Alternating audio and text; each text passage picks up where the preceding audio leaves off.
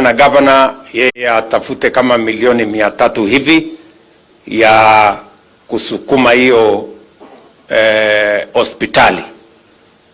Na mimi sina pesa sahi kwa budget, lakini nitaangalia hapo kwa supplementary mwezi wa 10 hivi nitakutafutia shilingi milioni 200 kutoka national government, tujaze ikuwe milioni 500 tukamilishe the civil works.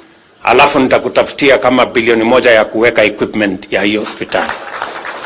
Mimi nataka hiyo hospitali kwa sababu ni hospitali kubwa, ili isaidiane na hospitali ya MTRH hapa Eldoret.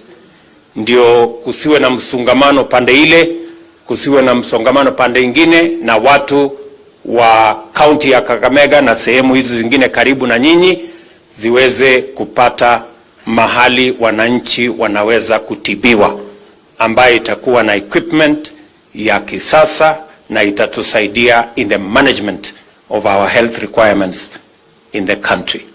Kwa hivyo MCAs, tafadhali msaidie governor wenu, budget hiyo mpige msasa ndio ikae chonjo, ndio tumalize hiyo hospitali. MCAs tuko pamoja bwana speaker? Speaker ako wapi?